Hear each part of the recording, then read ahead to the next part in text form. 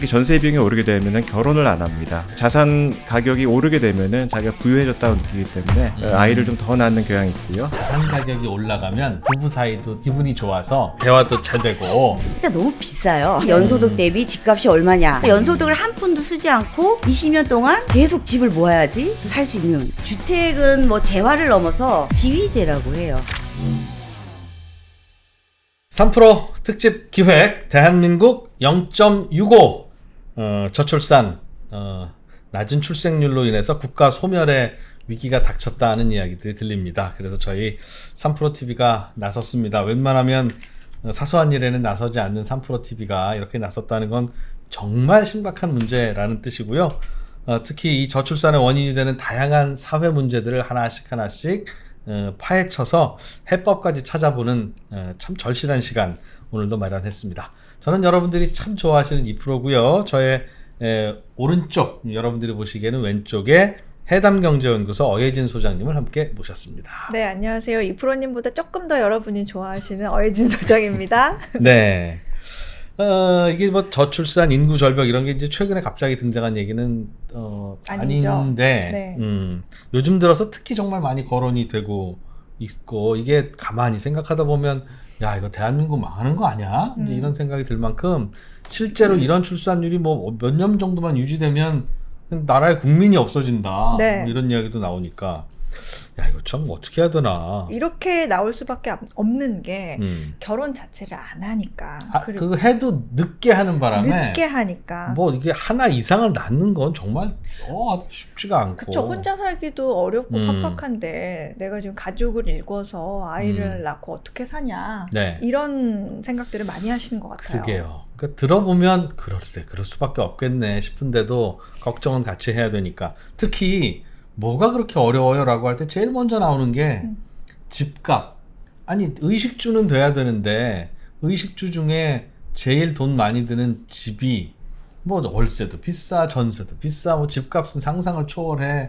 이렇게 되니까 뭐 어떻게 가정을 일구고 어떻게 아이를 낳으라는 말입니까? 라는 말에 대해서 사실 그 다음에 대화가 안 이어져요. 맞아요. 사실 뭐 저도 공감합니다. 살아갈 터전이 있어야 네. 내가 자리 잡고 뭘 살지 않겠습니까? 라는 생각이 많은 것 같아요. 그러게요. 그래서 물론 문제 대한민국에 싼 집들도 많습니다만 네.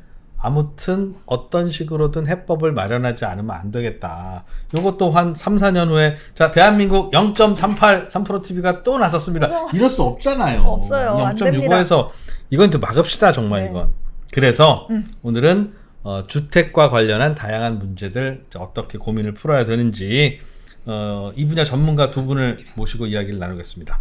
서울대 경제학부의 이철희 교수님 그리고 명지대학교 부동산대학원의 진미윤 교수님 두 분 오셨습니다. 네, 반갑습니다. 어서 오십시오. 안녕하세요. 네, 안녕하세요. 저출생의 원인이 집값 때문이다 라는 거에 대해서 많은 젊은이들은 공감을 하지만 또 약간 이제 제 나이 근처로 오시면 끄떡끄떡은 하면서도 예전에는 뭐 집값이 싼 줄 알아부터 시작해서 다 단칸방에서 야 시작했어. 다른 나라들도 집값은 다 비싸. 그럼 그럼 집값이 싼 나라는 뭐 그럼 뭐 이런 생각들을 하기 때문에 그 전제부터 좀 어떻게 좀 정리를 해보았으면 좋겠는데 어떻게 생각하세요? 관련이 매우 깊은 문제라고 생각하십니까? 예, 뭐 집값만 저출산의 원인은 아니겠지만 집값이라든가 전세 비용, 그러니까 주거 비용의 문제가 뭐 저출산의 굉장히 주된 요인으로 꼽히고는 있습니다. 그것을 뒷받침하는 여러 가지 증거들도 있고요.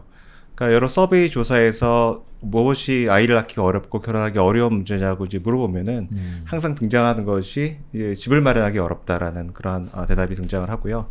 그다음에 여러 그 데이터를 이용을 해서 실증 분석을 하는 그러한 사례들도 있습니다.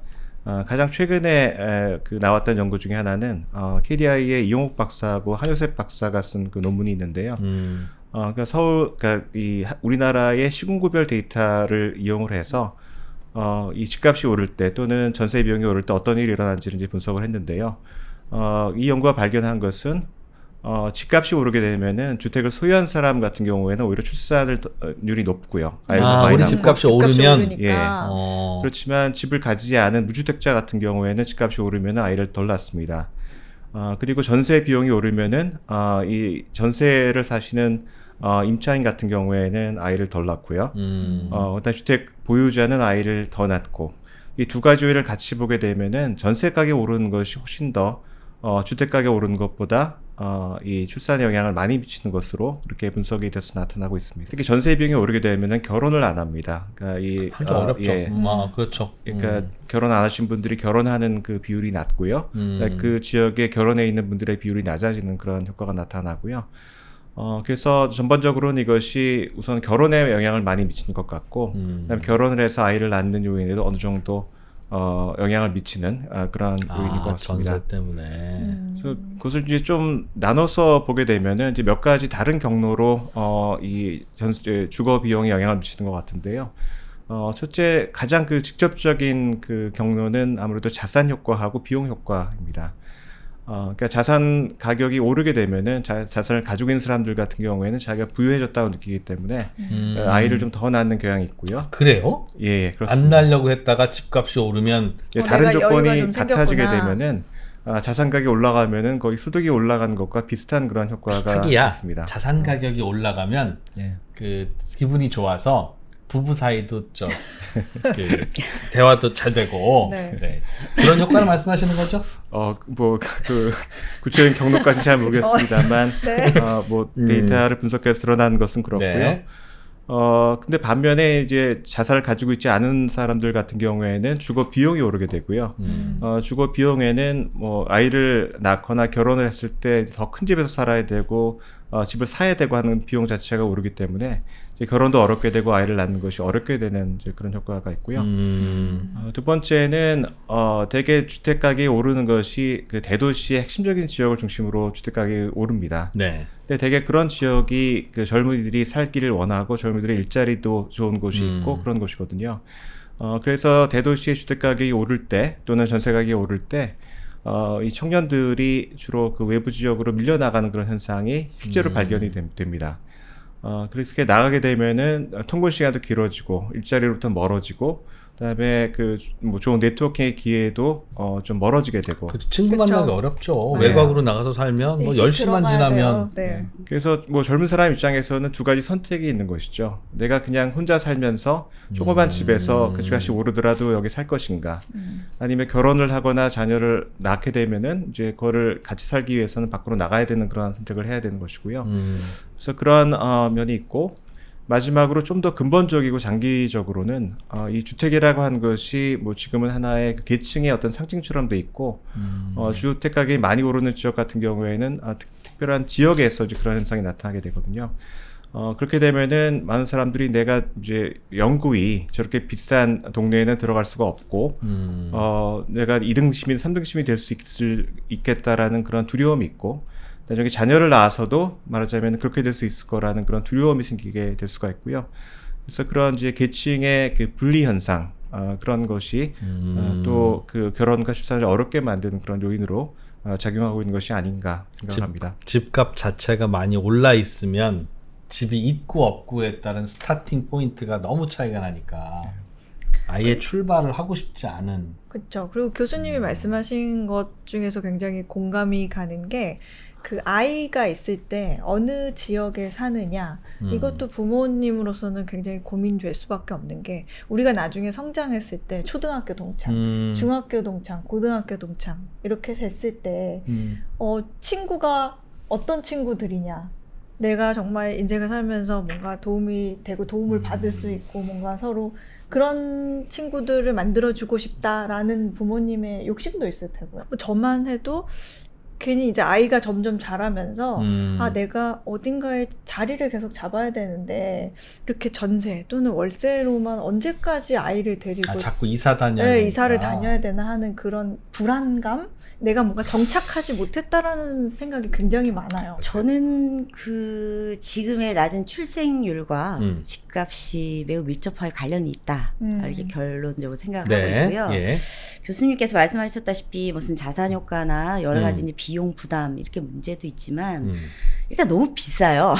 집값이. 그래서 우리가 뭐 1인당 국민소득이 한 34,000불 정도 네. 올해가 근데 우리가 집값은 한 10만 불 나라에 속하는 거죠, 사실은. 소득 그러니까 사실은 우리가 PIR이라고 네. 연소득 대비 집값이 얼마냐. 이제 한국은행이 발표했다시피 뭐 서울에는 20배, 20배나 이르는 거죠. 그러니까 연소득을 한 푼도 쓰지 않고 20년 동안 계속 집을 모아야지 또 살 수 있는 그런 상황이고, 제곱미터당 저희가 환산을 해서 비교해 보면 한국의 집값이 굉장히 비싸고 서울은 더할 나위 없이 사실 비싸고요. 이제 제곱미터당 신규 아파트 분양가가 뭐 1,000만 원 넘었잖아요. 그러니까 그런 집값에 우리가 굉장히 집을 마련하기조차 어렵고 전세 비용도 너무 많이 부담스러운데, 그거와 더불어서 저는 사실은 아까 이제 굉장히 슬픈 얘기를 하셨어요. 어느 네. 동네에 사느냐. 사실은 그게 굉장히 그 상처가 되는 그런 부분이기도 하잖아요. 맞아요. 그러다 보니까 이 정서적인 불안감.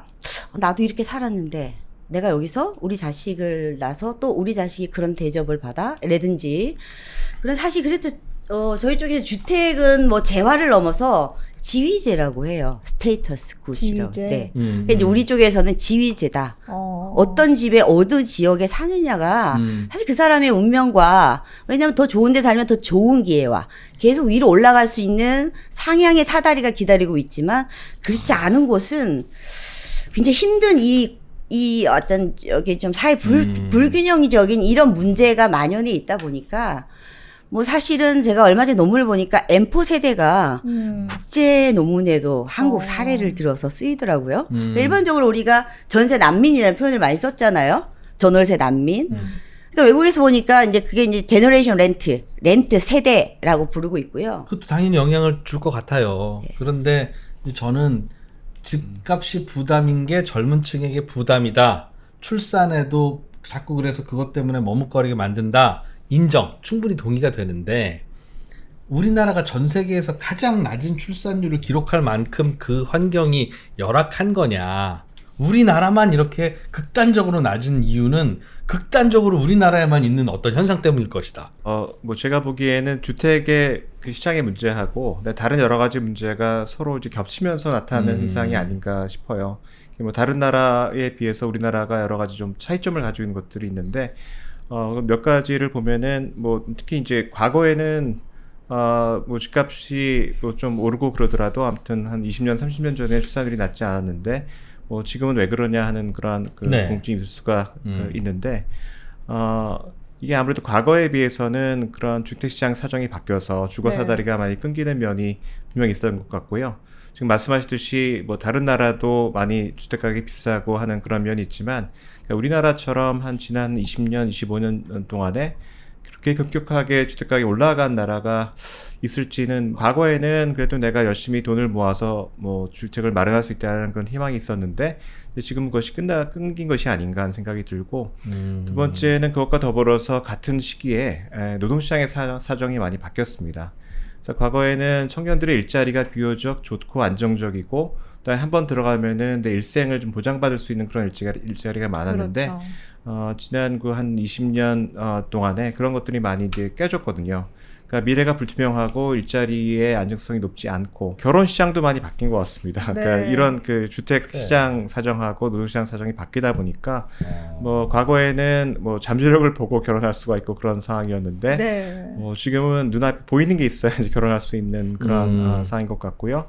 그 가장 대표적인 그것이 이제 주택이 되겠죠. 네, 맞아요. 이게 우리나라만 그런 게 아니라 중국 같은 경우도 2000년 이후에 그 도시의 주택 가격이 많이 오른 이유를 이제 어디서 찾냐면은, 중국 같은 경우에는 이제 한자녀 정책 때문에 아들을 결혼시키기 어려운 그런 부모가 많이 생겼습니다. 맞아. 그래서 아들이 많다면서요, 중국은. 예. 성비가 무너져서. 예. 그래서 그 IMF에서 그 취업 이코노미스트를 했던 상진웨이라는 학자가 있는데, 그분 논문에 따르면은 중국에서 이제 아들이 너무 많아서 아들을 결혼시키기 어렵게 되니까 아들이 잘 결혼할 수 있게끔 도시에 큰 주택을 이제 막 마련을 했고요. 돈을 모아서.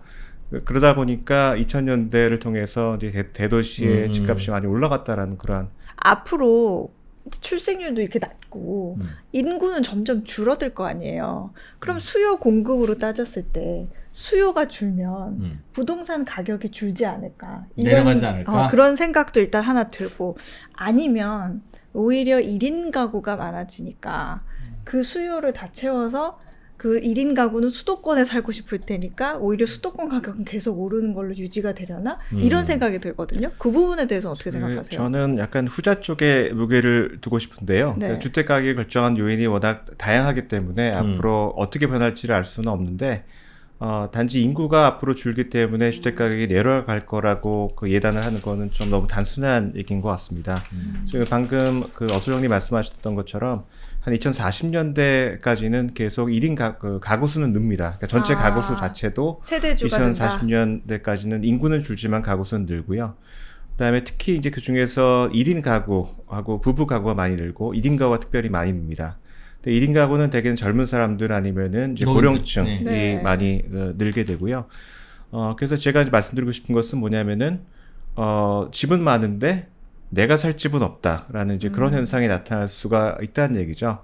그러니까 젊은 사람들 같은 경우에는 그 비용도 굉장히 중요합니다. 어디서 살고 싶은지, 그다음에 내가 낼 수 있는 비용이 얼마인지가 굉장히 중요한데 그거에 맞는 주택이 충분히 있는가 하는 것은 좀 의문이 있고요. 그리고 고령층도 지금 뭐 귀농 현상이 있다고는 하지만 결국 이 고령층 중에서도 80이 넘은 분들이 굉장히 폭발적으로 많이 앞으로 늘게 되거든요. 그런 분들 같은 경우에는 의료 시설도 가까이 있어야 하고 도시에 사셔야 되죠. 예, 도시에 아무래도 살아야 되는 그러한 분들이기 때문에 도시에 특정한 지역의 수요가 몰릴 수가 있고요. 이제 그렇게 되면은 뭐 전반적으로는 어떨지 모르고 또 지방은 주택 가격이 많이 떨어질 수가 있지만 뭐 대도시의 특정 지역 같은 경우에는 당분간 그 인구 변화로 인해서 주택 가격이 꼭 떨어질까에 대해서는 좀 의문이 있습니다. 야, 그러면 인구가 줄어든다고 집값은 또 안 내린다. 그러면은 이거는 도리가 없는 건가 이런 생각이 드는데 그러면 도대체 나라에서 아니면 우리가 어떤 아이디어 부동산 정책을 좀 생각해 내야 저출생에 대해서 완전히 극복까지는 아니어도 조금 그래도 진전이 있는 조금 살만한 그 나아진 대한민국이 되려나 하는 고민이 들거든요. 그런 부분에서는 교수님은 어떤 좀 아이디어가 있다고 생각하세요? 공공 임대주택이 굉장히 부족한 것 같아요. 그러니까 다양한 공공 임대주택. 예, 그것도 그 처음에 그러니까 들어갈 수 있는 굉장히 작고 그다음에 안 좋은 그런 지역에 있는 그런 주택뿐만이 아니라 청년들이 살기를 희망하는 그런 지역에 굉장히 다양하고 그다음에 질이 높은 그런 공공 임대주택이 좀 많이 공급이 되면은 근데 왜 안 되고 있을까요? 그런 게 있으면 좋은 줄은 너도 알고 나도 알고 다 알 텐데 그게 왜 부족하고 안 됩니까? 그럼? 저 답은 제가 진 교수님께 넘겨드리면 네, 좋을 진 것 같습니다. 교수님. 네. 그래서 사실 이제 답은 공급 확대예요. 공급을 획기적으로 늘려야 되는데 사실 이번 정부 들어서면서 5년간 270만 호를 하겠다. 근데 아직은 이제 작년에 워낙 또 좀 상황이 안 좋았기 때문에 거의 굉장히 뭐 역대 한 두세 번째로 공급이 낮죠. 네. 그러니까 사실은 그러면 어떤 집을 지을까? 중요한 거는 집을 많이 짓는 게 중요한 게 아니라요. 어떤 집을 지을 것인지를 고민해야 되거든요. 네. 그래서 사실은 신생아 특례 보금자리 론이 아니라 대출이 아니라 보금자리 주택을 지어야 되는 거죠. 나라가. 네. 정부가. 그래서 저는 다른 나라 사실 이제 이게 어포더빌리티 위기다 이래요. 부담 능력의 위기다 지금은. 근데 사실 저출생의 위기보다 더 이상 감당할 수 있는 이 집값에 대해서 누가 이걸 감당할 거냐. 너무 비싸져서. 너무 비싸죠. 결국은 임대주택은 재정이 들어가는 거죠, 사실은. 그래서 저는 사실은 우리가 복지국가라고 하지만 사회복지에 대한 GDP 대비로 보자면 우리가 한 14%밖에 안 돼요. OECD는 뭐 21%라고 그러잖아요. 근데 뭐 주택을 딱 열어보면 1%도 안 돼요, 사실은. GDP에. 그게 말이 안 되죠? 그러면 정부가 예산을 좀 투입을 해서. 저는 그래서 꼭 임대든 분양이든 좋아요. 우리가 그야말로 부담 가능한 집. 우리가 이번에 뭐 공공 뭐 전세, 든든 전세도 나왔고 또 추가적으로 정부가 2, 3주 전에 이제 이 더 많은 집을 공급을 하겠다라고 얘기를 했지만 집을 짓기까지는 좀 많이 시간이 좀 걸리잖아요. 그죠? 그러면 사실 좀 공연불이 또 돼요. 공급하겠다는데 시장에서는 없어요. 예. 사실 공인중개사에 이렇게 많이 상담을 해보면 가장 많이 찾아오시는 분은 청년들이라고 그러거든요. 집을 못 구하니까 왜냐면 계속 찾아다니는 SH 거지. 매입 임대 나온 거 있어요. 전세 임대 나온 거 있어요. LH 집 있어요. 없는데요. 결국은 우리가 기존 시가지에 살고 싶어 하고 근데 임대주택은 또 외곽이 많아요.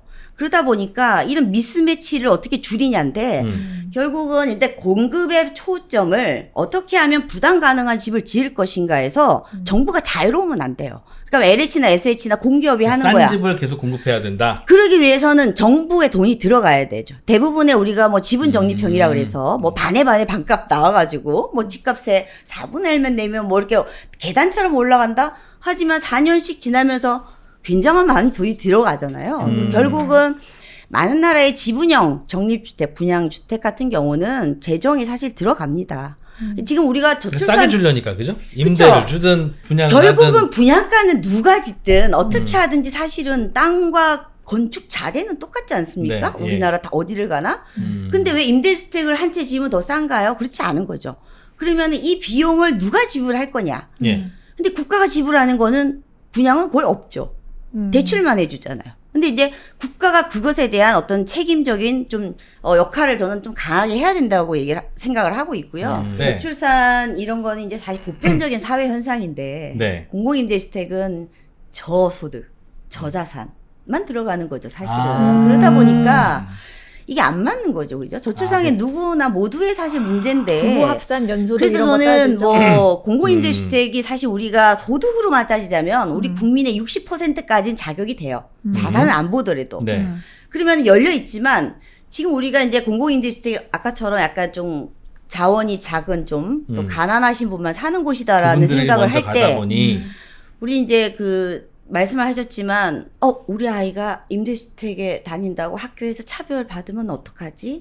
라고 하는 그런 부담이 크겠죠. 부모님들이. 네. 그렇기 때문에 저는 그런 어떤 차별이나 배제의식이나 그런 걸 없애려면 일단 많이를 공급해야 되지만 자격을 넓혀야 된다고 생각을 해요. 오히려 그래서 그렇잖아. 10명 중에 4, 5명이 임대주택에 사는 거와 뭐 한두 명 사는 거하고는 엄청 다른 거죠. 낙인 효과를 오히려 네. 좀 피해줘야 된다. 지금보다 공공임대주택을 더 많이 늘려야 된다는 뜻이고. 그렇죠. 늘려야 되면 이제 뭐 땅이 부족합니다. 뭐 규제 때문에 뭐 이렇습니다. 자재비가 많이 올랐습니다. 그런 얘기를 하는데요. 일단은 우리가 지금 결코 사실은 주택 재고만 보자면 천인당 인구수가 430호예요. 그러면 OECD가 한 450호기 때문에요. 저희가 절대적으로 너무 부족한 시절은 아니라고 할 수 있어요. 다만 괜찮은 집이 좀 부족한 필요한 거죠. 곳에 위치해 있는. 그렇죠. 그렇기 때문에 그럼 괜찮지 않은 집에 대해서 혹은 그런 형태가 그러니까 팔려고 내놔도 팔리지 않는 집들이 많잖아요. 그러니까 활용이나 좀 그런 떨어지는 집들을 좀 매입을 한다거나 그것에 대해서 보다 적극적으로 우리가 기존 주택을 좀 공적으로 활용하는 방법들을 적극적으로 모색을 해야 된다고 생각합니다. 교수님, 그게 답이 있어요? 그러니까 제가 얼핏 계산을 해봐도 이게 결국 돈이잖아요. 그러니까 저 그게. 서울 네. 외곽 지역에 공공임대주택을 지어봐야 어차피 빈 집 생긴다. 거기에서 출퇴근하기 어려워서 솔루션 아닌 건 아니까. 그럼 청년들이 출퇴근하기 쉬운 곳은 결국은 역세권인데 역세권은 이미 집이 비싸고 땅도 없으니 나라에서 갑자기 도로를 막고 도로에다가 집을 짓지 않는 이상 그건 안 되고 그럼 기존 집을 사야 되는데 공산주의 아니니까 10억짜리 집을 2억에 내놓고 나가셔 할 수는 없으니 10억짜리 집은 10억에 사야 되는 건데 이미 집값이 올라 있는 이 상황에서 정부가 그럼 10억짜리 집을 사서 결국은 이걸 공공임대주택을 주면 한 달에 월세 한 5, 60만 원 받고 줘야 되는 건 그러면 여기 차익의 손해를 감당할 수 있는 재정을 풀면 되긴 됩니까 이게? 뭐 그게 이제 뭐 순수하게 보자면 네. 그런 논리도 갈 수 있는데요. 우리가 꼭 그럼 그게 집이어야 되나? 아닐 수가 있죠. 흔히 우리가 주민센터 2층짜리도 많잖아요. 그럼 그 주민센터에 올려도 되죠. 예를 들어서 또 여러 가지 공적인 뭐 우체국도 좋고 뭐 다양한 용도들이 있고 명동에 굉장히 상가가 지금 죽었어요. 그죠? 그리고 뭐 홍대 앞은 좀 아직까지도 괜찮다고 하지만 많은 대학교 앞에 굉장히 상권이 거의 이제 없어요. 근데 사실 기숙사가 많나요? 예를 들어서 그럼 청년들이 살고 싶은 그런 데예요. 가까운데. 근데 상권이 학생들이 또 안 오니까 집값이 비싸게 또 나가고 또 이제 소비 패턴도 바뀌었고 온라인 쇼핑을 한다거나 여러 가지 이 MZ 세대들의 이 소비 문화도 달라졌잖아요. 네. 그러면 그런 지역에서 좀 공적인 개입을 해서 결국 용도의 문제거든요. 이거 상가, 상업 지역이에요. 주거 지역으로 바꿔야 되는 거. 예를 들어서 바꿔서 뭐 이거 준주거 허용해줘야 그쵸? 된다. 그러니까 그건 결국은 아이디어네요. 중앙 정부가 하는 거는 승인을 하고 매입을 하고 큰 틀이지만 결국 지방 정부 차원에서 그건 용도 변경은 다 이제 지방 정부가 하는 이런 거거든요. 우리가 왜 그런 카드를 쓰지가 않을까? 저는 적극적인 대응이 좀 부족하다 이렇게 봅니다. 도시에 어떻게 그러면 공공임대주택을 공급할 수 있을까에 그렇습니다. 대해서는 예. 여러 가지 좀 창의적인 아이디어가 좀 필요한 것 같아요. 그러니까 싱가포르처럼 굉장히 작은 그런 국가 같은 경우에는 이 토지를 굉장히 좀 창의적으로 활용하는 면이 많거든요. 어떡해요? 철도가 있을 때 철도 위에다가 하나를 씌워가지고 그 위에다가 뭐 건물을 짓는 방법이라든가 얼마 전에 그 당의 그 대표들께서 철도 지하화를 뭐 해야 된다는 그런 공약을 하셨잖아요. 이제 그렇게 되면 그 위에 이제 부지가 좀 남을 수도 있고요. 그다음에 잘 살펴보면 여러 짜투리 땅이 생길 수도 있고 그러니까 그러한 좀 창의적인 아이디어를 냈으면 좋겠다는 생각이 들고요. 또 아까 이것이 저소득층을 최상으로 한 것이기 때문에 저출산 대응 정책이 아닐 수 있다라는 말씀하셨는데 지금 출산율이 어디가 제일 낮은지를 보면은 가장 최하위 소득계층입니다. 그러니까 제가 계산을 해보면은 건보 자료 대비해서 4분위의 출산율하고 대비해서 1분위는 제일 소득이 낮은 20%거든요. 예. 절반밖에 안 됩니다. 그러니까 그 그룹의 출산율을 끌어올리지 않으면은 우리나라의 출산율을 전반적으로 올리기는 굉장히 어렵고요. 근데 기존의 정책의 효과를 보면은 대개 어디서 효과가 나오냐면은 중상층에서 효과가 나옵니다. 그러니까 현금을 주는 것도 그렇고 보육 지원을 하는 것도 그렇고 소득이 높은 분들에게 효과가 나타나요. 그건 왜 그런 거 하니 그 정도가 되어야만 아이를 낳을 여건이 되고 아이를 낳을 고민을 하기 때문에 정부 정책 효과가 있는 것이거든요. 그렇기 때문에 우선은 주거라고 하는 가장 기본적인 그러한 조건을 갖추어 줘야만 다른 종류의 저출산 대응 정책도 좀 소득계층이 낮은 분들에 대해서도 효과가 있을 것으로 생각이 되고요. 그래서 저는 반값 아파트 이런 거 하지 말고요. 그건 분양주택이잖아요. 반값 임대주택 해야 된다고 생각해요. 그 땅에다가 더 부담 가능한 집을 지을 수 있는 거잖아요.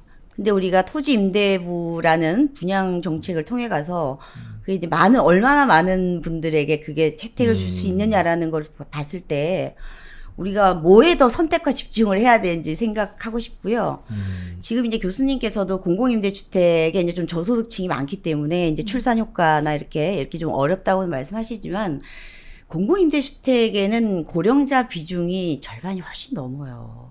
그러니까 이미 출산 연령대가 아닌 분이 대다수에 살고 있는 게 지금 공공임대주택의 사실 모습이죠. 근데 특별한 게 뭐냐면 다가구 매입임대주택이 있어요. 기존 이제 전세임대가 있고요. 왜 도심에서 이제 매입을 하거나 아니면 LH가 빌려서 다시 빌려주는 전전세, 전대하는 경우 있는데요.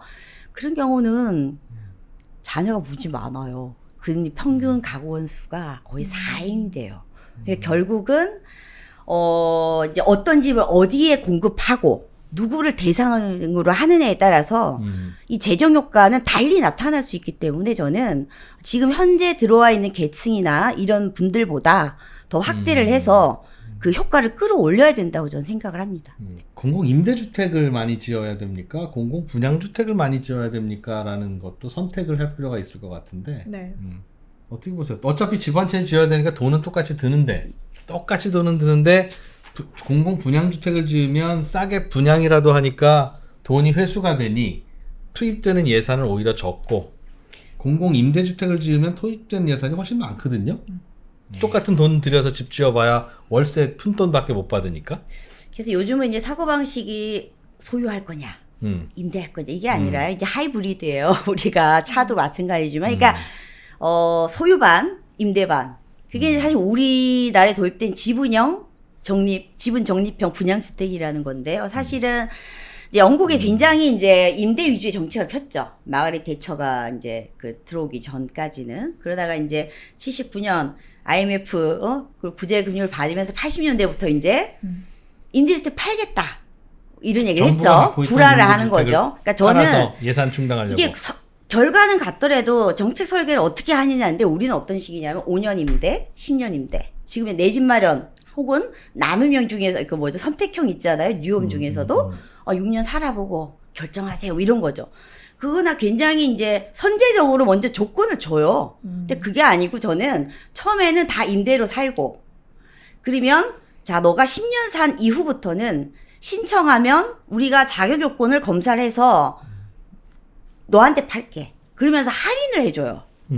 그러니까 그게 결국은 시세보다 싸게. 근데 영국에서는 사실은 그 많은 집을 불화를 할 때 반값으로 해줬죠. 반값으로. 최근에는 뭐 한 7, 80%까지 올라왔지만 반값으로 준 그 이유가 뭘까요? 10년, 20년 이렇게나 살면서 당신이 이 집을 잘 관리를 하고 정들었던 집이니까 기여를 한 거예요. 이 집을 관리하는데 너가 기여한 바를 인정을 해서 거주 기간에 따라서 할인율을 달리해 줬어요.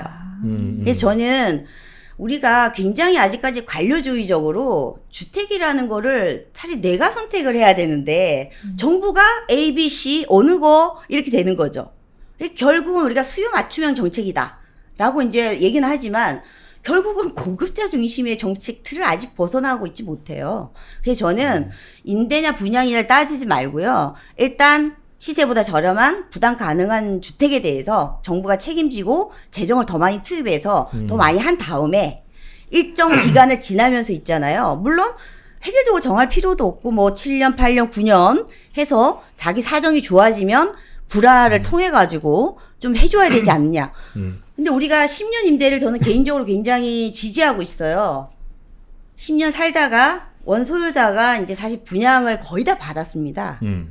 내 집 마련을 했어요. 좀 싸게 주니까요. 그럼에도 우리가 판교에서 굉장히 문제가 있었잖아요.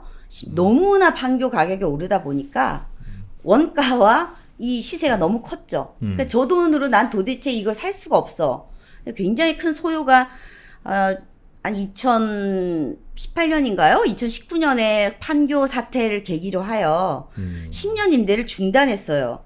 근데 보면은 10년 임대 입주하신 분의 거의 99%가 원 소유자들이, 원 거주자들이 다 분양을 사실 받으셨거든요. 그러면 결국은 내 집 마련 사다리 역할을 한 거예요. 그럼 우리가 결국은 전세는 사실 사적 시장이에요.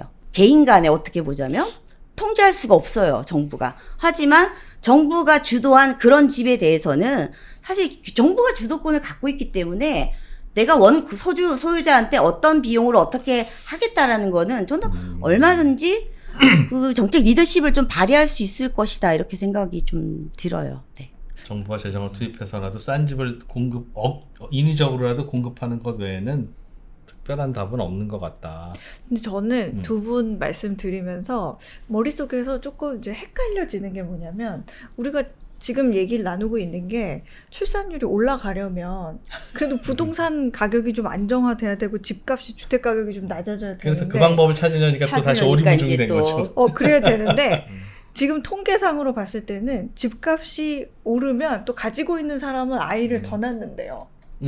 그리고 나중에 이제 좀 더 멀리 봤을 때는 어쨌든 우리가 지금 저출생 문제만 있는 게 아니라 고령화 문제도 있잖아요. 그럼 노인들은 나중에 가용자산을 하려면 그 가용자 일을 안 하니까 집값이 올라야 자기가 노후를 위해서 마련할 수 있는, 그건 아이가 있는 가정도 마찬가지고요. 집값이 좀 올라줘야 나의 자산 가치도 올라가고 아이들을 키울 수 있는 가용자산도 올라가는데 이 두 개가 좀 저는 헷갈리게 부딪히지 않나? 이런 생각이 들어요. 그러니까 집값이 좀 내려가야 집 없는 청년들에게서는 출산율을 높일 수 있는데 그렇죠. 우리가 타이밍을 그걸 딱 조정할 수 있는 건 그런데 아니잖아요. 아까 이 교수님이 말씀하셨듯이 집값이 좀 오르면 부부 사이가 좋아져서 그런 건지 아무튼 출산율이 좀 올라가더라 하는 거라면 반대로 떨어지면 그새 지난 가을에 팔자고 했는데 그런다고 안 팔아서 이러면서 이제 출산율이 오히려 낮아지지 않겠느냐. 일부에서는 이런 말씀도 하시죠. 너무 서울 집중으로 다 되어 있으면 이거는 이렇게 해도 안 풀리고 저렇게 해도 안 풀린다. 그러니 우리의 뭔가 삶의 터전을 좀 바깥으로 나가서 분포하자. 균형적으로 좀 분포하게 하면 그러면 그 동네는 집값도 쌀 거고 인프라도 넓을 거고 뭐 아이 기르기도 좋을 거고 그러면 좀 나아지지 않겠나 하는 또 그런 생각하시는 분도 있어요. 어떻게 들리십니까? 통계 수치로 보자면 뭐 전반적으로 한 5, 6%, 5년, 6년치인데요. 전국으로 보면. 예. 근데 우리가 서울 집값과 지방의 집값이 굉장한 큰 괴리가 있다 보니까 서울은 너무 과도하게 비싼 편이어서 뭐 10배가 훨씬 넘고요. 수도권과 같은 경우도 굉장히 비싼 거죠. 근데 제가 보니까 저출산 오늘 0.65인데 네. 사실은 청년이 가장 많이 사는 곳이 또 서울이잖아요. 네. 일자리가 서울은 서울에 있으니까요. 더 굉장히 낮아요. 0.55 사실은. 저는 이제 아, 출산율이. 네. 그래서 이게 그러면은 전국적으로 우리가 보기보다 서울과 수도권에 있는 출산율을 좀 끌어올리는 좀 그야말로 핀셋 정책이 필요한 거 아닌가. 왜냐하면은 사실은 우리가 전체적인 나라 전체로 우리가 이걸 평균으로 보기보다는 이 0.65까지 도래하기에 가장 큰 기여는 저는 서울이 했다고 봐요. 서울은 인구가 줄어들고 경기도는 늘지만 예. 경기도가 늘은 이유는 합치면 같이 늘죠. 서울에서 밀려온 뭐 청년들의 그렇습니다. 보금자리가 되고 있잖아요. 그럼 우리가 이 서울 정책이라기보다는 전체적인 수도권 정책을 놓고 수도권의 청년 정책에 조금 더 포커스를 맞추고 저출생에 좀 초점을 맞춰야 되지 않나. 그래서 저는 약간 교통 인프라의 역설이라고 봐요. 더 편리하게 하기 위해서 우리가 외곽에 신도시를 만들어 놓고 더 빨리, 더 편하게 가려고 자꾸 교통망을 좋게 했더니 사람들이 원래는 광역철도를 이용하지 않았다가 원래는 이 라인을 타지 않았다가 예. 이제 더 많이 이용하는 거잖아요. 그러니까 더 과부하가 되는 거죠. 그러다 보니까 저는 우리가 예전에 그런 얘기가 있잖아요. 거제도와 그 경남, 부산 간의 관계를 더 좋게 하고 거제도를 살리기 위해서 우리 거제 대교를 놨어요. 근데 그 결과는 거제도의 경기가 더 죽었어요. 이제는 팔을 하나 사기 위해서도 부산에 이마트로 오는 거예요. 거제도에서도 아예 네. 그냥. 근데 저는 이게 굉장히 저는 최근에 딜레마라고 봐요. 외곽에 다 모든 개발을 엄청나게 우리가 집이 있는데 또 그거를 하기 위해서 또 그걸 달래기 위해서 청년들의 출퇴근을 돕기 위한 또 많은 교통 투자가 일어나는 동시에 결국 그 주택 투자, 그 교통 투자가 결국 주거비 외곽으로 가면 또 저렴해야 되는데 같이 오르잖아요. 그 지방 분산을 하는 것 자체는 굉장히 중요한 정책적인 목표인 것 같아요. 지방 균형을 이루고 여러 지역이 다 나름 살기도 좋고 그렇게 될 수 있으면 참 좋을 것 같긴 한데 개인적으로는 그것을 저출산 정책으로 하는 것이 타당한가에 대해서는 좀 의문이 있습니다. 그 몇 가지 이유가 있는데요. 지금 저출산 문제가 심각하고 5년, 10년이 골든타임이라고 얘기를 하는데 이 지방 분산 문제는 그렇게 단기적으로 생각하는 문제는 아닙니다. 지금 아무리 열심히 노력을 해도 한 20년, 30년을 보고 추진할 그런 문제인 것 같고요. 그렇다고 한다면은 장기적으로는 지금 젊은 분들은 그때가 되면 50대, 60대가 될 것이고 예. 그렇기 때문에 지금 단기나 중기적으로는 그렇게 실효성이 없는 정책이라고 할 수가 있겠고요. 일단 그 자체가 굉장히 중요한 정책 목표이기는 하지만 출산율을 올리는 데 있어서는 목표도 있지만 그 비용도 역시 중요하거든요. 그때 그 지방 분산이 좋다고는 얘기를 하지만 어떻게라는 거에 대해서는 별 답이 없고요. 그다음에 어떻게라는 거에 대해서 몇 가지 답이 있다 하더라도 그것을 추진하는 데는 상당히 많은 비용이 들 가능성이 높습니다. 어떤 정책보다도 굉장히 돈이 많이 드는 정책. 제일 힘들 거다 그게. 예, 굉장히 힘든 정책이고요. 그래서 그렇다고 이것을 하지 말자라는 것은 아니지만 이 인구 분산이라든가 그다음에 그 지방 균형은 그 자체로서의 목표를 가지고 그 자체로서의 그 시간표를 가지고 진행을 해야지 이것을 저출산 문제랑 연결해서 하기에는 좀 그 시체 말로는 그 가성비가 별로 높지 않은 그러니까 비용 대비 얼마만큼의 출산율이 올 수 있을까 하는 것입니다. 그러니까 하늘에서 그 보고서가 나왔다고 하는데요. 그러니까 거기 나온 걸로 봤을 때 도대체 얼마만큼의 지방 분산이 일어나야 예를 들어서 출산율이 0.1 올라갈 수 있을 것인가. 그걸 따져봤을 때 다른 대안적인 여러 그 정책하고 비교했을 때 과연 그것이 얼마나 효과적인지는 잘 따져봐야 될 것 같고. 교수님, 지방 네. 분산이 왜 어렵습니까? 그냥 균형 발전하면 될 것 같은 느낌이 드는데. 근데 왜 그러면 사람들이 서울로 온다고 생각하십니까? 서울에 일자리가 있으니까 사람도 몰리고 사람이 몰리니까 또 일자리가 생기고 그런 효과인가요? 네, 그럼- 일자리는 왜 그럼 또 서울로 몰리는가 하는 걸 생각을 해볼 필요가 있는데요. 네. 그거는 뭐 일종의 그 자석처럼 뭔가를 끌어당기는, 그러니까 경제학적인 용어로는 집적의 경제, 그러니까 네. Economics of Agglomeration 그렇게 표현을 하는데요. 그게 그 서울이나 그 수도권, 그다음에 그러한 그 대도시가 가지고 있는 여러 가지 경제적인 이점이라든가 그런 효율성 때문에 일자리도 글로 모이고 여러 가지가 모이는 그러한 그 효과가 있습니다. 물론 그것을 그대로 놔두다는 얘기는 아니지만 그것을 다시 밖으로 돌리려고 하면은 훨씬 더 말하자면은 중력을 좀 거슬러서 되는. 뭔가를 해야 되는 그러한 일이 될 거예요. 네. 지금 과거에 했던 것처럼 중요한 기관을 뭐 옮기기도 했고요. 그다음에 뭐 학교를 옮기는 그런 일도 했었고, 뭐 행정 수도를 옮기는 그런 작업도 했었고, 그런 여러 가지 작업을 했지만, 뭐 그럼에도 불구하고 여전히 그 인구는 수도권으로 많이 몰리고 있거든요. 그렇기 때문에 그 이것은 아까도 얘기했지만 포기하지 않는 것은 아니고 분명히 정책 목표를 가지고 차근차근 실천을 해 나가야 되겠지만. 뭐 출산율을 제고하는 그러한 그 목적을 가지고 이것을 추진하기에는 좀 그 적당하지 않은 것 같다는 생각이 들고요.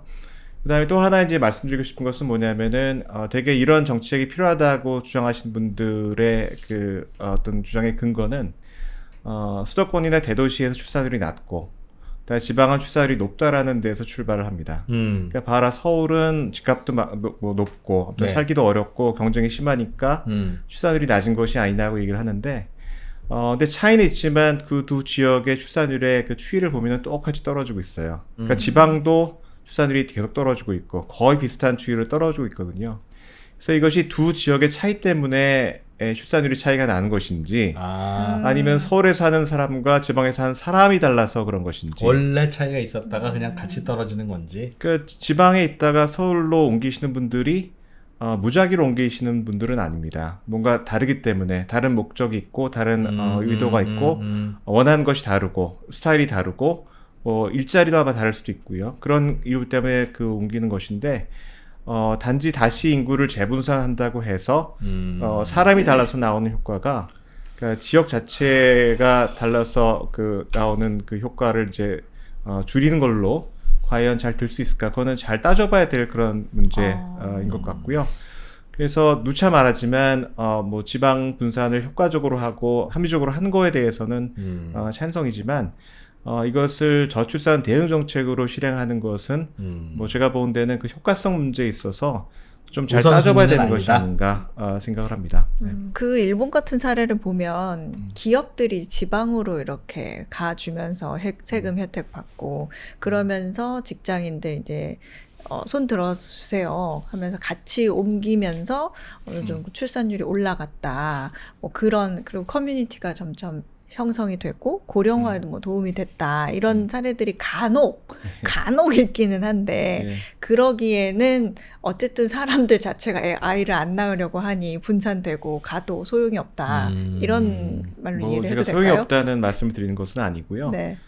근데 그렇게 분산을 하기 위한 노력에는 분명히 여러 가지 그 비용과 노력이 들어가는 것이거든요. 그 연비가 떨어질 거란 말씀. 예, 왜냐하면 저출산 대응 정책에는 굉장히 다양한 정책이 있을 수가 있습니다. 근데 그래서 그 중에 어떤 그 조합으로 가고 어떤 것에 더 많은 재원을 투입할 것이고 하는 것은 얼마나 중요한 문제고 저출산을 막는 문제냐도 중요하지만 그 일을 했을 때 실제로 효과가 나타날 것인가도 곰곰이 따져봐야 되고, 그한데 얼마만큼의 비용이 들어갈 것인가, 얼마나 오랜 세월이 걸릴 것인가 하는 것도 같이 따져서 선택을 해야 될 문제인 것 같거든요. 그래서 분명히 이제 이런 지방 분산 문제, 지역 불균형 문제가 우리나라 심각한 문제임에는 틀림이 없습니다만, 누차 말했지만 이것이 과연 우선순위의 그 탑 리스트에 있을까에 대해서는 뭐 개인적으로는 좀 의문을 가지고 있습니다. 약간 이제 수도권의 인구를 분산하면 집값도 분산될 것이다 라는 어떤 아마 그런 가정이 전제된 거. 그래서 말씀드린 네, 거예요. 근데 네. 아니죠. 그게 어떻게 됐냐면 저희가 이제 사실은 혁신도시라고 지금 이제 공공기관 지방 이전이 마무리가 돼서 한 10개 정도의 혁신도시가 있습니다. 그러니까 공공기관들하고 이제 뭐 국민연금도 이사가고 많이 갔는데, 결국은 지금 몇 년이 지나서 어떤 효과가 나타나냐면, 우리가 분당이 맨 처음에 들어섰을 때 성남의 분당과 그 외 이렇게 막 나뉘었던 이런 얘기가 있듯이 지금 혁신도시가 이전에가 많은 도시들이 너무나 사실 비싸게 많이 올랐고요. 그래서 과연 그게 인구를 분산한다고 했을 때 분산의 명분이 있어야 되기 때문에 네. 그때도 도시 조성이라는 걸 함께 가지고 간 거죠. 네. 근데 사실은 도시를 잘 조성하고 좋은 집을 많이 지은 건 그건 참 좋았는데 결국은 사실은 가격이 오르는 거잖아요. 그렇기 때문에 전체적으로 그 지역 전체적인 집값을 끌어올리는 효과를 한 거라고 저는 생각이 들어요. 두 분 말씀은 지방 분산을 위해 노력하는 건 진 교수님이 말씀하시는 부작용, 그리고 이 교수님이 언급해 주신 비용 대비 효과 면에서 뭐 그리 좋은 아이디어는 아닌 것 같다는 걸로 의견이 모아지네요.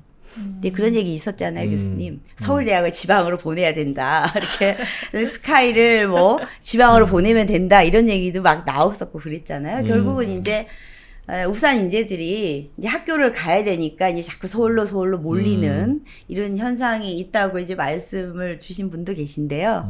그런가요? 세계적 추세이기도 네. 하죠, 몰리는 게. 저는 뭐 제가 서울대학에 있습니다만, 그러니까 원론적으로 봤을 때 학교를 옮기는 것이 사실은 뭐 효과가 있는 그런 정책이라고 생각이 들고요. 가성비 좋아요, 그게? 가성비 괜찮아요? 왜 그러냐면은 다른 그런 정치 이렇게 아까도 말씀드렸던 것처럼 수도권이나 서울에 몰리는 것은 여러 그런 기관이라든가 그 사이에 그 네트워크가 굉장히 중요하고 일자리. 같이 모여 있어야지 그 시너지가 있고 하는 그런 것이 있고요. 그건 학교도 물론 그런 게 있습니다. 학교도 일제가 있거나 다른 기관이 있거나 뭐 예를 들어서 미국 워싱턴 같은 경우에 거기 있는 대학 같은 경우에는 뭐 관가하고 밀접한 그런 관계를 맺기도 하고 세종으로 내려와서 세종에 있는 대학들 같은 경우에는 역시 또 이러한 그 관가하고 또 밀접한 관련을 맺으면서 그러한 네트워킹 할 수가 있는데 학교는 뭐 제가 보건대는 기업이라든가 다른 그 기관에 비해서는 이제 그게 좀 덜 중요한 기관이 아닌가 싶어요. 그 국외 사례를 봐도 그렇고요. 직접 효과가 그나마 덜 필요한. 그나마 덜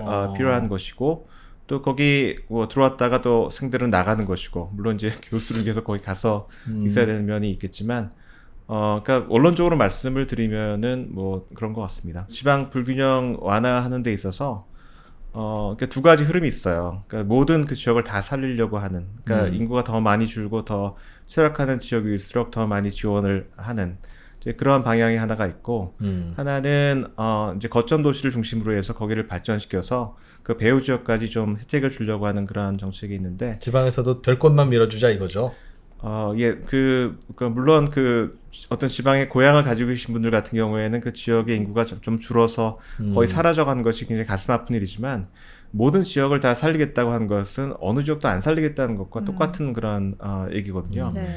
그래서 어떤 면에서는 지금 인구 감소가 그렇게 심각하지 않고 오히려 여러 가지 그 잠재력이 많은 그러한 곳을 중심으로 해서 지역 분산을 이루는 것이 훨씬 더 나은 것 같고 그런 도시 같은 경우에는 뭐 기업이 들어간다거나 지금 말씀하신 것처럼 학교나 기관이 들어가서 그런 어느 정도의 인구 분산이 일어나는 것이 아까 말씀드린 것처럼 굉장히 뭐 그것보다는 좀 짧은 시간이 걸리고 뭐 비용 대비 효과도 어느 정도 있을 것 같고요. 그래서 그런 것들은 뭐 중장기적인 계획을 가지고 좀 실행해 나가는 것이 필요하다고 생각합니다.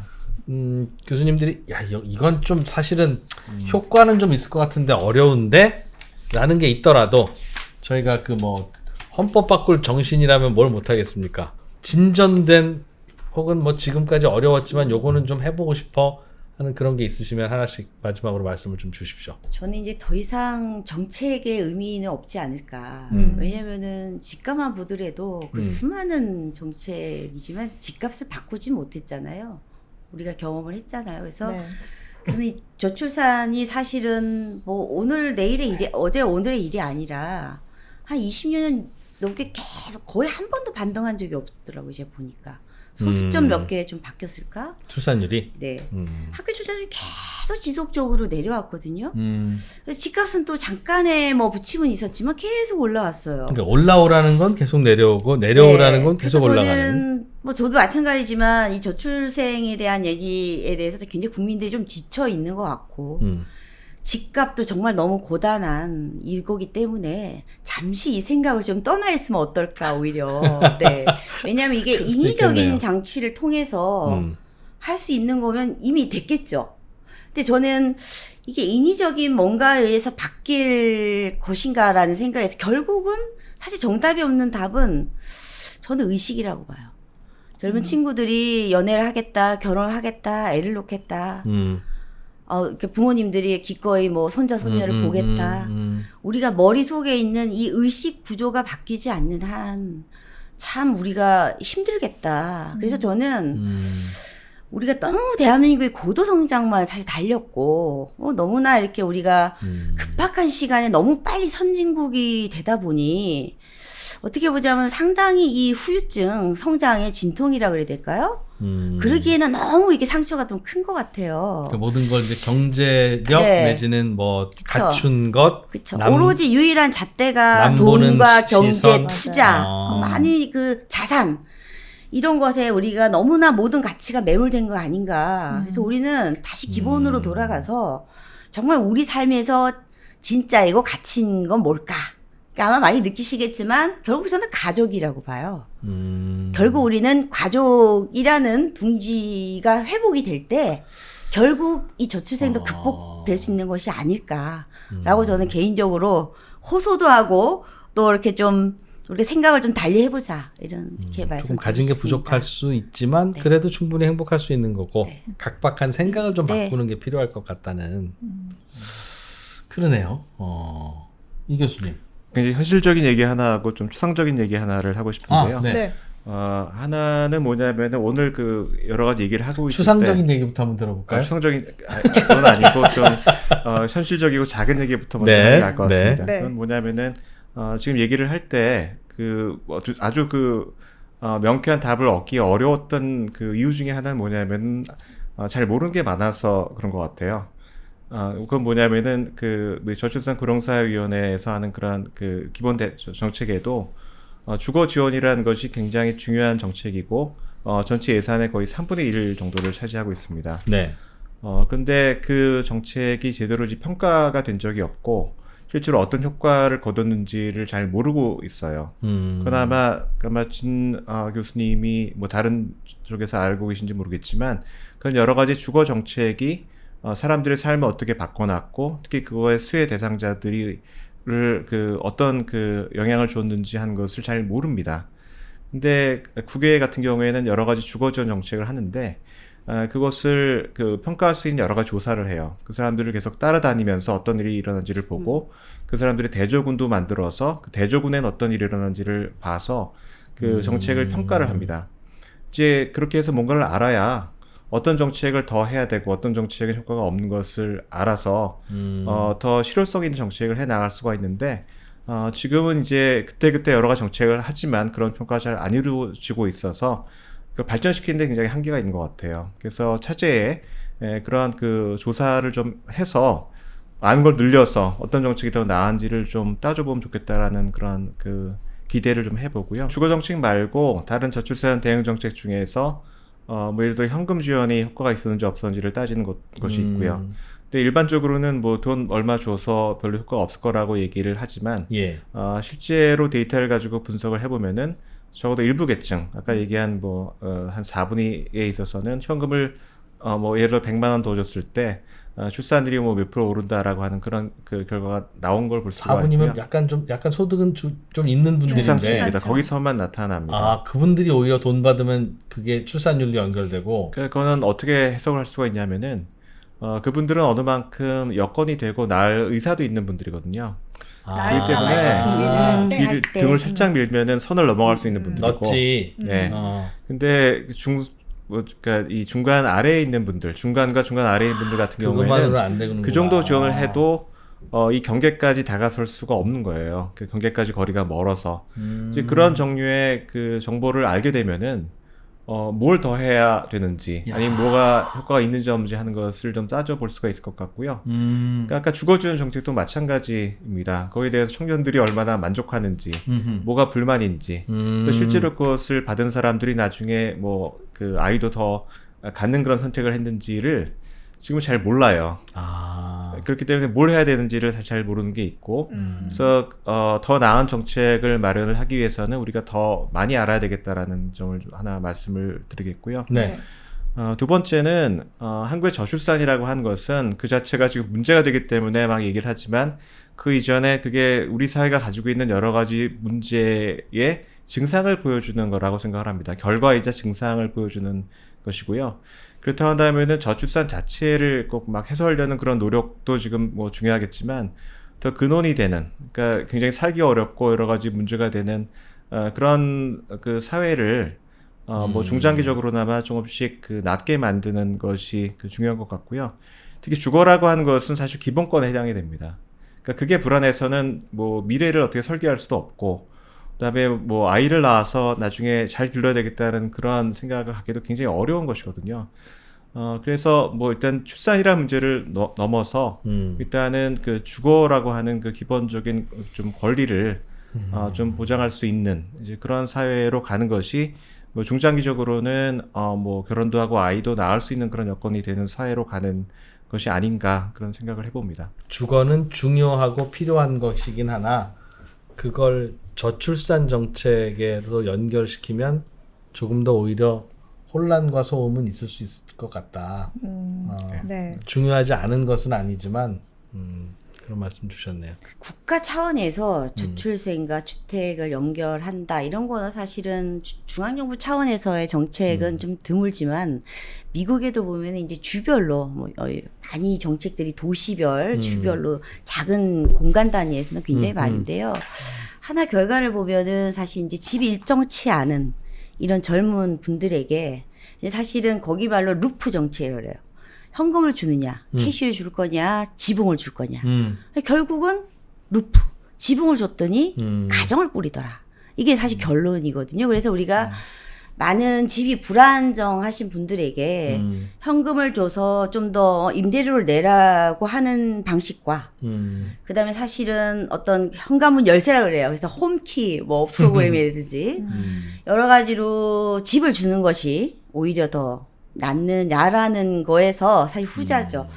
역시나 루프가 최고더라라고 있는데 역시 이제 루프에는 많은 돈이 들어가고 있는 거죠. 사실은 그 집 한 채가 되다 보니까 결국은 또 재정 문제로 결론이 나지만요. 어쨌든 국가가 이제 주거권이라고 했을 때는 사실은 주거 권리를 보장하기 위해서 우리가 그럼 주거에는 얼마나 돈을 쓰고 있을까라고 보면 굉장히 낮다는 거죠. 네, 그래서 결국은 우리가 뭐 그 어떤 것도 아니고 이제 이 우리를 떠받치고 있는 사실 우리 복지국가를 떠받치고 있는 이 큰 기둥이잖아요. 집이라는 게 집, 의료, 뭐 사회, 교육 이게 정말 우리의 정말 이 대계를 이어가는 건데 자녀가 태어나지도 않고 그럼 교육 기반도 이게 약해지겠죠. 결국은 우리 기반 자체가 무너지는 거잖아요. 그런 점에서 저는 정부가 주택에 대한 투자를 늘리지 않고 어떻게 교육이 안전할 수 있다고 바랄 수 있죠? 그래서 저는 그것이 교육이 먼저냐 집이 먼저냐 사실 저는 집이 먼저라고 봐요. 네. 그래서 우리가 지금 이제 재정의 우선순위라든지 그런 것들을 우리가 민간 시장에 의존해서 분양 아파트만 많이 지어라. 집은 늘리겠다. 시장의 힘으로 짓는 거잖아요. 역시나 어려운 상황에 경기가 좋지 않고 인플레 시절에 시장이 움직이질 않죠. 우리 계속 이걸 시장에만 맡겨놔서 우리가 문제 해결할 수 있어? 아니라는 거죠. 결국은 계속 시장에 끌려다녔기 때문에 또 저출생이라는 게 온 거잖아요. 그럼 우리가 시장에 맞설 수 있는 이 국가의 힘은 뭐냐 그러면 그건 전 규제가 아니죠. 그건 시장의 집값을 뭐 그 규제라는 게 아니라 보다 더 어떤 버팀목이 필요한가 이런 거에 대해서 저는 좀 반성이 필요할 것 같고요. 이번에도 이제 총선에도 보면 되지만은 저출생 대책이 있습니까? 그래서 우리가 이제 기존의 정치인들과 여러 이제 이분들조차도 역시나 우리가 지금 줄어드는 아이는 당장의 일보다는 나중에 그 아이가 성장했을 때 그 시장, 줄어든 그 시장을 아주 먼 미래라는 거죠. 그러니까 우리가 너무 단기적인 목표와 성취에 너무 이렇게 안주해서 미래에 대해서 아무도 보고자 하지 않는 건 아닌가. 그런 거에 대해서 저는 반성을 좀 해야 된다고 생각합니다. 주택이 의외로 중요하다. 중요하다고 말들은 많이 하지만 진짜 그거보다 한 뼘 더 중요하다. 사실 뭐 음. 이렇게 출산율이라는 게 어느 하나의 이유가 가장 크다 이렇게 하기에는 좀 어렵습니다. 뭐 저한테도 그렇지. 집 사줄 수 있게 할 수 있게 할 테니까 아이 하나 더 낳을래? 라고 하면 선뜻 약간 마음이 조금 동할 것 같긴 하지만 네! 라고 하기에는 조금 생각할 문제들이 굉장히 많거든요. 그래서 저희 3프로 TV가 지난 시간에는 보육, 교육 이 얘기 했었고 또 오늘은 또 부동산 정책 이 얘기까지 해보고 또 앞으로도 계속 다양한 분야에서 계속 이야기를 많이 나눌 예정입니다. 지금 우리한테요 인구 문제를 다 잡을 수 있는 마지막 골든 타임이 한 10여 년 정도밖에 안 남았다고 합니다. 네, 정말 어떻게 보면 길면 긴 시간인데 굉장히 짧습니다. 그렇죠. 네, 그래서 우리가 계속 이런 이야기를 나누면서 어떤 해결책이 있을지 함께 고민하는 시간을 계속 가져보도록 하겠습니다. 네. 그런 과정에서 앞으로 또 반등할 수 있는 기회가 있기를 또 희망하면서 오늘은 여기서 마무리하도록 하겠습니다. 함께 해주신 여러분 고맙습니다. 감사합니다. 네, 감사합니다.